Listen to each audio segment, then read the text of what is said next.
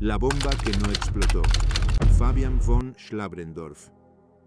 13 de marzo de 1943. Aeropuerto militar de Smolensk, Rusia. 10 grados bajo cero. El Focke-Wulf Cóndor de Adolf Hitler está listo para despegar. Los guardaespaldas de las SS revisan cada rincón del avión. Los mecánicos hacen las últimas comprobaciones. En la pista, el teniente Fabian von Schlabrendorff sostiene un paquete envuelto en papel marrón. Oficialmente contiene 2 botellas de Cointreau, un regalo entre camaradas. Dentro hay explosivo plástico británico Hexogen y un detonador químico ajustado para 30 minutos. Su primo, el general Henning von Treschow, se acerca al coronel Heinz Brandt, miembro del Estado Mayor de Hitler. «Brandt, ¿podrías hacerme un favor? Llévale estas botellas al coronel Steve en Rastenburg». Brandt acepta sin sospechar nada. Schlabrendorff le entrega el paquete. Al hacerlo, presiona disimuladamente un pequeño botón. El frasco de ácido dentro del detonador se rompe. La cuenta atrás ha comenzado. Brandt sube al avión con el paquete. El Cóndor despega a las 13 horas y 10 minutos. Schlabrendorff y Treschow observan el avión alejarse hacia el cielo gris. En 30 minutos, Hitler debería estar muerto. En 30 minutos, el golpe de Estado comenzará. En 30 minutos, la guerra puede terminar. Esperan. 30 minutos, 40, 1 hora, 2 horas. A las 15 horas y 20 minutos llega el mensaje desde Rastenburg. El Führer ha aterrizado sano y salvo. La bomba no explotó. Y ahora Schlabrendorff tiene menos de 24 horas para recuperar ese paquete antes de que alguien lo abra. Capítulo 1. El abogado se convierte en terrorista. Fabian von Schlabrendorff era abogado, aristócrata prusiano, 36 años, y ahora era la cosa más peligrosa del Tercer Reich. Un hombre educado que había decidido que las leyes no importaban más que la justicia. ¿Cómo llegó hasta aquí? ¿Cómo un jurista brillante termina poniendo bombas en aviones? La respuesta está en lo que vio en el Frente Oriental. En junio de 1941, Alemania invadió la Unión Soviética. Schlabrendorff fue enviado como ayudante de campo de su primo Henning von Treschow, jefe del Estado Mayor del Grupo de Ejércitos Centro. Era una posición privilegiada. Veía todos los informes, conocía todos los secretos y conocía lo que estaban haciendo los Einsatzgruppen detrás de las líneas del frente. Los Einsatzgruppen eran escuadrones especiales de las SS que seguían al ejército alemán. Su trabajo era simple: exterminar judíos. Reunían a las víctimas en pueblos y ciudades, les ordenaban cavar fosas. Luego, los fusilaban al borde de estas fosas. Los cuerpos caían dentro. Los Einsatzgruppen llevaban registros meticulosos. Tantos judíos ejecutados en tal pueblo, tantos más en tal ciudad. Cientos, miles, decenas de miles. Schlabrendorff veía los informes. Los números se acumulaban en su escritorio como facturas de una carnicería industrial. Y el ejército alemán, la supuestamente honorable Wehrmacht, cooperaba. Proporcionaban logística, transporte, apoyo. Fue entonces cuando Schlabrendorff cruzó la línea mental de la que no había retorno. Ya no era un oficial alemán escéptico del régimen. Era un conspirador dispuesto a cometer traición para detener el genocidio. Su primo Henning pensaba igual, y Henning tenía conexiones con otros oficiales que compartían sus sentimientos. El general Friedrich Olbricht en Berlín, el coronel Hans Oster en la Abwehr, el mariscal de campo Erwin von Witzleben. Comenzaron a planear, primero vagamente, luego más concretamente. El objetivo era claro: matar a Hitler. El método era el problema. No podían simplemente dispararle. Hitler estaba constantemente rodeado por guardaespaldas de las SS. Cualquier intento de acercarse con un arma sería detectado inmediatamente. Necesitaban una bomba. y necesitaban explosivos que la Gestapo no pudiera rastrear hasta ellos. Aquí es donde entra el general Rudolf Christoph von Gersdorff. Gersdorff era oficial de inteligencia en el Grupo de Ejércitos Centro y tenía acceso a algo extraordinariamente valioso: explosivos británicos capturados. Los ingleses fabricaban una bomba especial para operaciones de sabotaje, explosivo plástico Hexogen, con detonadores químicos. Eran compactos, potentes y casi imposibles de detectar. Gersdorff le proporcionó a Treskov varias de estas bombas. Schlabrendorff se convirtió en el experto técnico de la conspiración. Estudió cómo funcionaban los detonadores, practicó armándolos y desarmándolos. Se convirtió, en sus propias palabras posteriores, en el experto en explosivos de la resistencia alemana. Ahora solo necesitaban una oportunidad. Capítulo 2. La oportunidad. Marzo de 1943. La guerra estaba yendo terriblemente mal para Alemania. En febrero, el Sexto Ejército alemán se había rendido en Stalingrado después de meses de asedio. Más de 200.000 soldados alemanes muertos o capturados. Fue la primera gran derrota alemana de la guerra, y el Ejército Rojo ahora contraatacaba con furia. Hitler decidió visitar el frente oriental para levantar la moral de las tropas. El 13 de marzo visitaría el cuartel general del Grupo de Ejércitos Centro en Smolensk. Treskov vio la oportunidad. Hitler vendría, almorzaría con los oficiales y luego volaría de regreso a Rastenburg. Durante ese vuelo estaría vulnerable. Prepararon el plan con meticulosa precisión. Schlabrendorff armó la bomba, 2 bloques de explosivo plástico Hexogen, envueltos en papel marrón para que pareciera un paquete de botellas. El detonador químico estaba diseñado ingeniosamente, un frasco de ácido que, al romperse, corroería un alambre fino que sostenía un percutor. Cuando el alambre se rompiera, el percutor golpearía el detonador y el explosivo explotaría. El tiempo de la cuenta atrás dependía del grosor del alambre.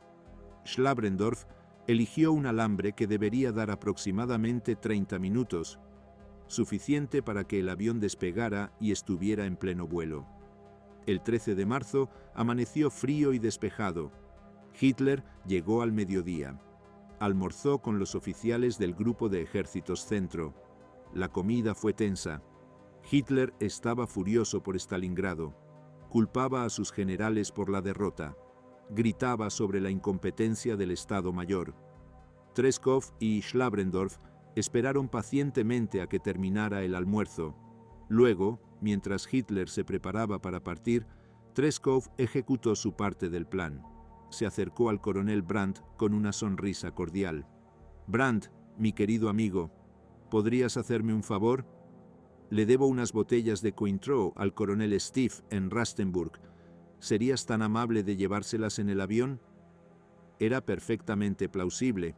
Los oficiales se hacían este tipo de favores constantemente, y Brandt, que no sospechaba absolutamente nada, aceptó de buena gana. Schlabrendorff se acercó con el paquete.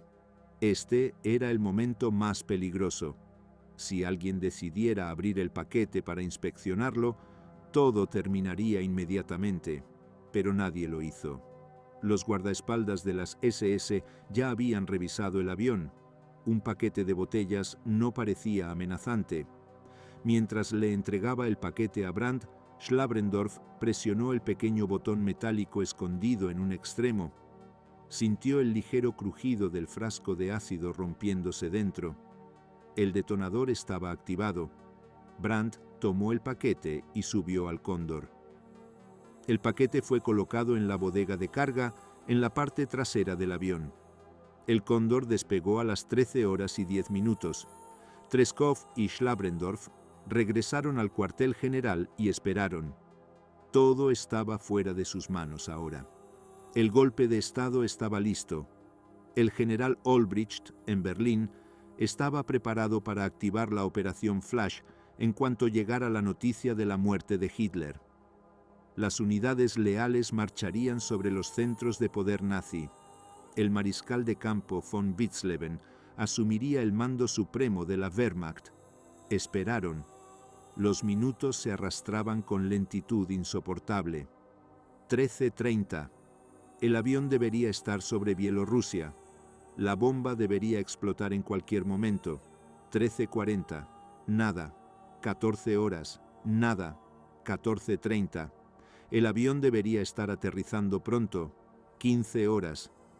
Un oficial de comunicaciones entró a la oficina con un mensaje de Rastenburg. El Führer había aterrizado sano y salvo. Treskov y Schlabrendorf se miraron. No necesitaban palabras. Ambos entendían lo que había sucedido.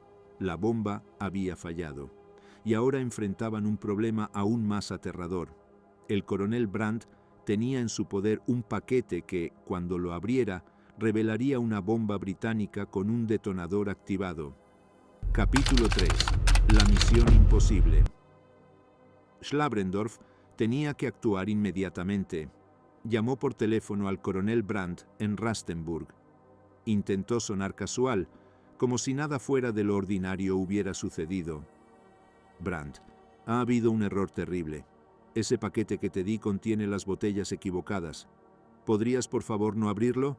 Voy a volar a Rastenburg mañana y las cambiaré por las correctas. Brandt, que no sospechaba nada, aceptó. El paquete seguía sin abrir. Schlabrendorf tenía menos de 24 horas. Tomó el primer vuelo disponible a Rastenburg a la mañana siguiente. Durante todo el vuelo, su mente trabajaba febrilmente. ¿Qué había salido mal? ¿Por qué la bomba no había explotado? ¿Y cómo diablos iba a recuperarla sin ser descubierto? Llegó a Rastenburg y se reunió con Brandt. Actuó como si todo fuera perfectamente normal. Brandt le entregó el paquete sin abrirlo. Schlabrendorf le dio a cambio 2 botellas genuinas de Cointreau que había traído desde Smolensk. Ahora tenía en sus manos una bomba activada que podría explotar en cualquier momento. Se retiró a una habitación privada, cerró la puerta con llave, colocó el paquete sobre una mesa y comenzó a desenvolverlo con manos temblorosas. Dentro estaban los 2 bloques de explosivo plástico. El detonador seguía intacto. El frasco de ácido se había roto como estaba diseñado. El ácido había comenzado a corroer el alambre, pero el alambre no se había roto completamente. Schlabrendorf entendió inmediatamente lo que había sucedido. La bodega de carga del Cóndor, volando a gran altitud, había estado increíblemente fría. El frío había ralentizado la reacción química del ácido. El alambre se había corroído parcialmente, pero no lo suficiente como para romperse y liberar el percutor. Era un fallo técnico ridículamente simple, una variable que no habían considerado, y esa variable había salvado la vida de Hitler. Schlabrendorf desarmó cuidadosamente el detonador, envolvió los explosivos en su abrigo y regresó a Smolensk en el siguiente vuelo disponible. La primera oportunidad se había perdido, pero Schlabrendorf no se rindió, ni Treskov tampoco. Habían llegado demasiado lejos para detenerse ahora. Capítulo 4. El hombre bomba. 10 días después del fracaso de Smolensk, el general Gersdorf recibió una noticia interesante. Hitler visitaría Berlín el 21 de marzo para inaugurar una exposición de armamento soviético capturado en el Arsenal de Berlín. Gersdorf tendría el honor de guiar personalmente a Hitler por la exposición. El general vio inmediatamente la oportunidad y tomó una decisión que pocos hombres tendrían el coraje de tomar. Se convertiría en un hombre bomba. Gersdorf contactó a Schlabrendorf. Necesitaba los explosivos británicos. Schlabrendorf se los proporcionó, junto con 2 detonadores químicos. El plan era simple y suicida. Gersdorf llevaría los explosivos escondidos en los bolsillos de su abrigo. Mientras guiaba a Hitler por la exposición, activaría los detonadores. Los detonadores químicos necesitaban 10 minutos para funcionar. Gersdorf simplemente tenía que mantener a Hitler cerca de él durante 10 minutos. Luego, ambos morirían en la explosión. Era un sacrificio total. Gersdorf no tenía ilusiones sobre sobrevivir, pero estaba dispuesto a dar su vida si eso significaba terminar con Hitler. El 21 de marzo llegó. Gersdorf se preparó meticulosamente. Escondió los explosivos en su abrigo. Verificó los detonadores múltiples veces. Escribió cartas de despedida a su familia que nunca enviaría. Hitler llegó al Arsenal. Gersdorf lo recibió y comenzó la gira por la exposición. Mientras caminaban, Gersdorf activó disimuladamente los detonadores. El ácido comenzó a corroer los alambres. 10 minutos y todo habría terminado. Gersdorf intentó mantener a Hitler interesado en la exposición. Le explicaba cada pieza de equipo soviético capturado con tanto detalle como podía. Pero Hitler estaba apurado. Se movía rápidamente de una exhibición a otra, apenas escuchando las explicaciones de Gersdorf. 5 minutos. Gersdorf intentaba desesperadamente ralentizar el paso, pero Hitler ya se estaba moviendo hacia la salida. 7 minutos. Hitler estaba en la puerta. 8 minutos. Hitler había salido del edificio y subido a su automóvil. Gersdorf se quedó solo en el Arsenal con 2 bombas activadas en sus bolsillos. Corrió al baño más cercano. Desarmó frenéticamente los detonadores con apenas segundos de sobra antes de que explotaran. Hitler había sobrevivido nuevamente. Esta vez por su propia impaciencia. Capítulo 5. Stauffenberg. Los meses siguientes vieron varios intentos más. Todos fallaron. Hitler era increíblemente afortunado, o increíblemente protegido por el destino, o ambas cosas, pero la conspiración seguía creciendo. Más oficiales se unían. El coronel Klaus von Stauffenberg, un héroe de guerra gravemente herido en África que había perdido un ojo, una mano completa y varios dedos de la otra, se convirtió en el alma de la conspiración. Stauffenberg tenía algo que los otros conspiradores no tenían: acceso regular a Hitler. Como jefe del Estado Mayor del Ejército de Reserva, asistía frecuentemente a las conferencias militares de Hitler. En julio de 1944, Stauffenberg decidió actuar. Llevaría una bomba a la conferencia militar del 20 de julio en el Wolfschanze, el cuartel general de Hitler en Prusia Oriental. Schlabrendorf no estuvo presente en el Wolfschanze el 20 de julio. Estaba en Berlín, esperando noticias. El plan era que, una vez que Hitler muriera, la Operación Valquiria se activaría. Las unidades del ejército de reserva marcharían sobre los centros de poder nazi en Berlín. Los conspiradores arrestarían a Göring, Goebbels, Himmler y el resto de la cúpula nazi. A las 12:42 del mediodía, la bomba de Stauffenberg explotó en la sala de conferencias del Wolfschanze.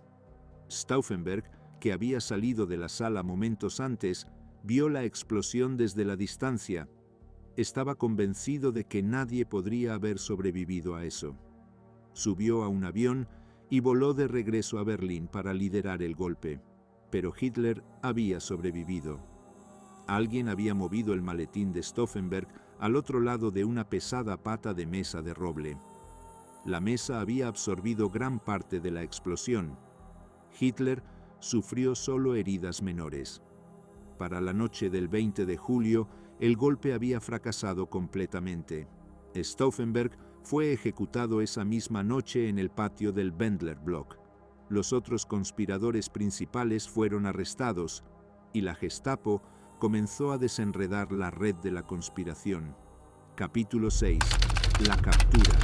Schlabrendorf sabía que era solo cuestión de tiempo. Los conspiradores capturados estaban siendo torturados, y bajo tortura la gente habla. Nombres, conexiones, detalles de complots pasados. Todo saldría eventualmente a la luz. Pasó agosto y septiembre en un estado de terror contenido. Cada vez que sonaba el teléfono, cada vez que veía un automóvil negro acercándose, pensaba que era el final. La Gestapo finalmente llegó en octubre. Schlabrendorff fue arrestado y llevado a la prisión de la Gestapo en la Prinz Albrecht Straße en Berlín. Sabía lo que venía. Había escuchado las historias. La Gestapo no preguntaba educadamente. Extraían información del modo más brutal posible. Y tenía razón. Los interrogadores de la Gestapo torturaron a Schlabrendorff con meticulosidad científica. No era sadismo al azar.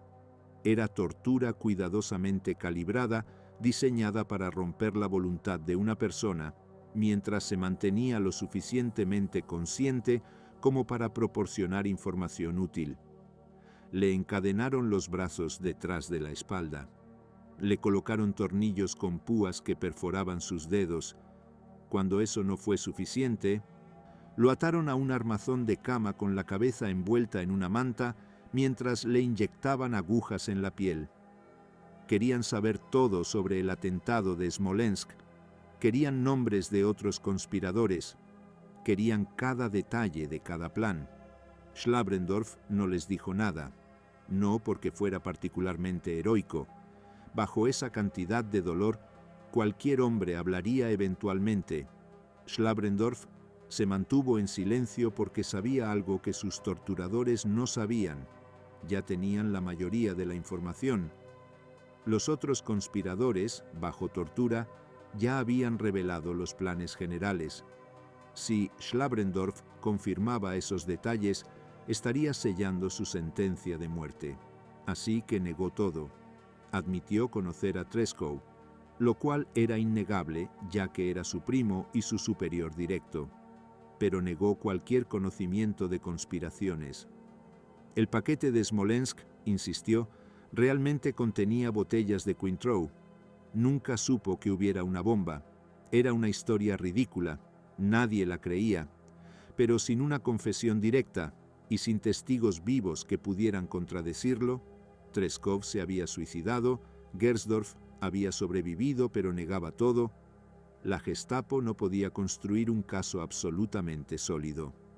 Aún así, Schlabrendorff fue enviado a juicio ante el Volksgerichtshof, el Tribunal del Pueblo, el infame Kangaroo Court nazi, presidido por el juez Roland Freisler. Capítulo 7. El juez del infierno. Roland Freisler era la personificación de la justicia pervertida. Había sido nombrado presidente del Volksgerichtshof en 1942. Desde entonces, había condenado a muerte a miles de personas en juicios que eran farsas obscenas. Freisler no presidía juicios. Presidía linchamientos legales. Su método era simple: gritarle al acusado, insultarlo, humillarlo y luego condenarlo a muerte.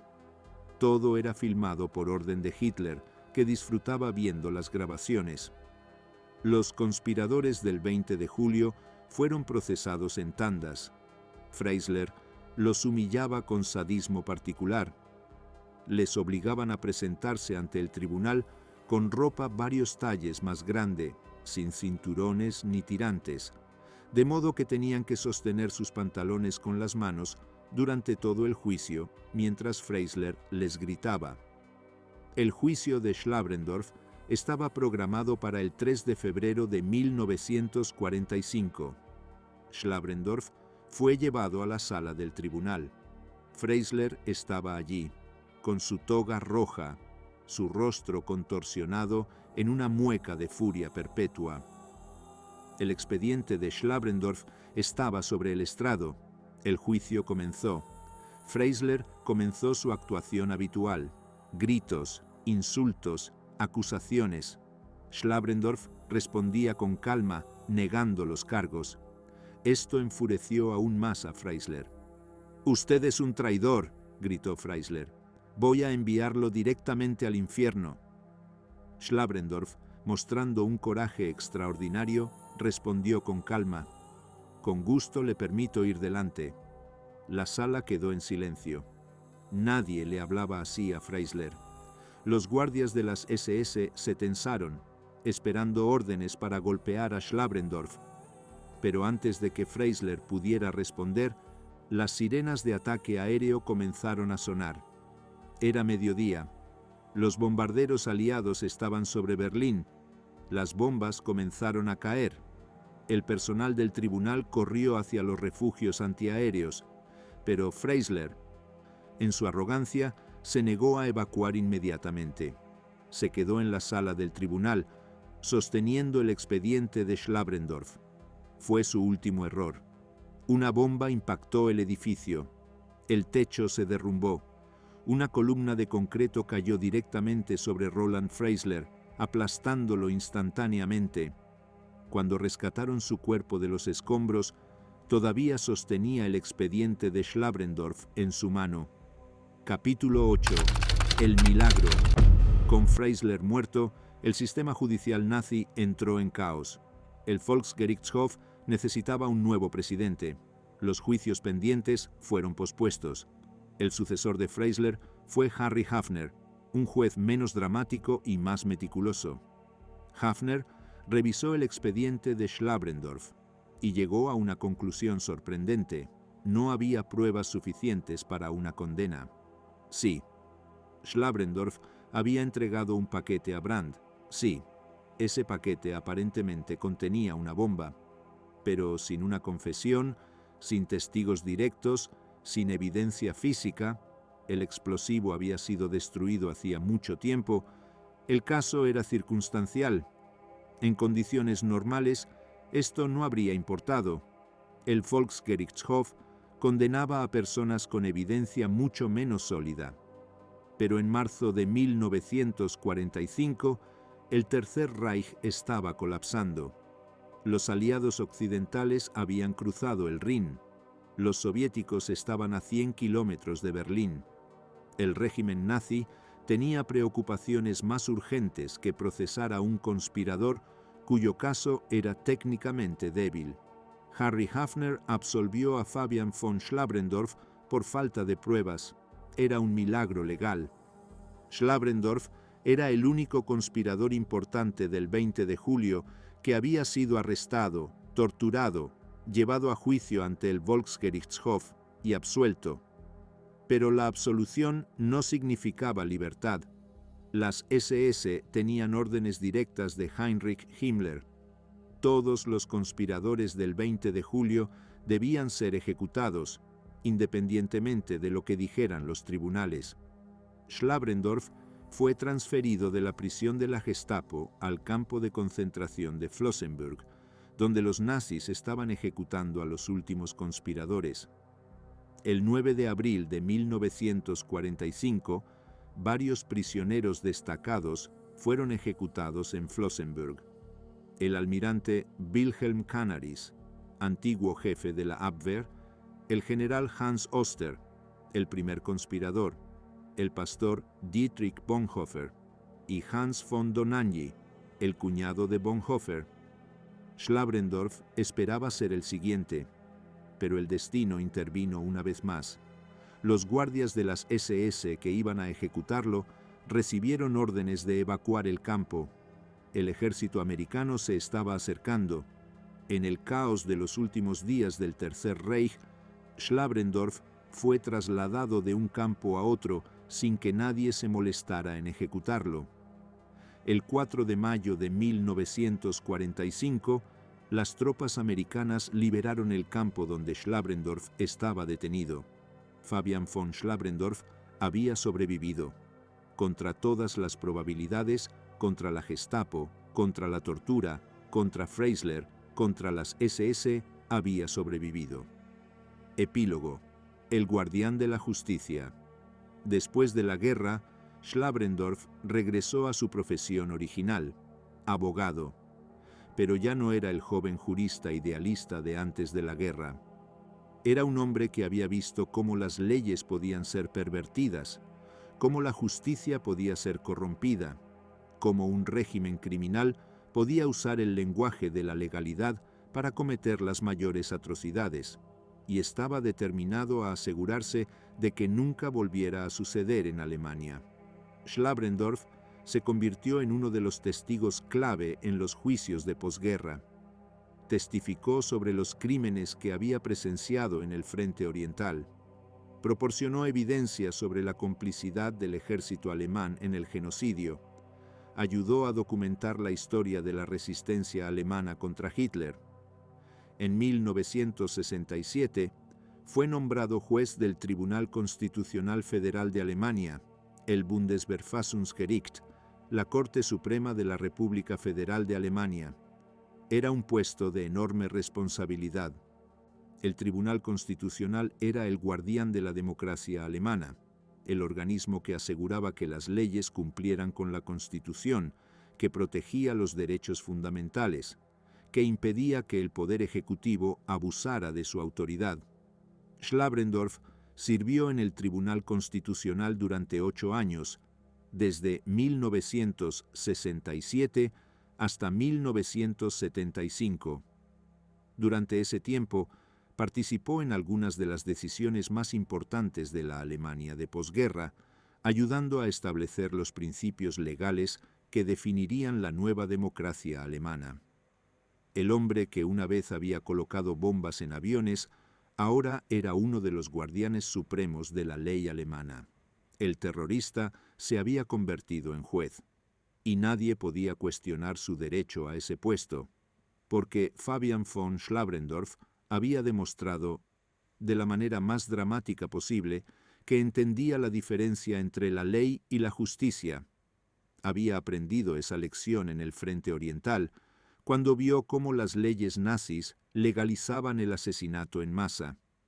La había confirmado cuando decidió violar su juramento como oficial para tratar de detener esos crímenes, y la había llevado consigo durante el resto de su vida.